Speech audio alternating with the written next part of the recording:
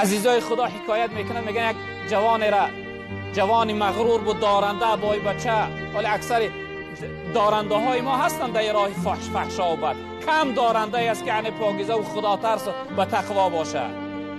یک جوانی دارنده بود، کاری هر روزش فقط همین یعنی دختربازی و زنا کردن بود. عادتی هر روزه دائمی داشت. میگه هر روز اون رفیقا و شخصیت های همراهیش بودن، یعنی دوستاش، اونها را میگو برای من یعنی یک زنی نو یک دختر دیگرگون بیاره. می آوردن.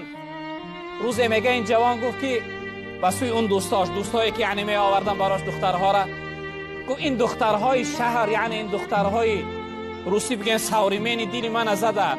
اینها یعنی لباس ها تا بدر ناکرده در بالات میپرن. یعنی اینها در حال چی میکنن؟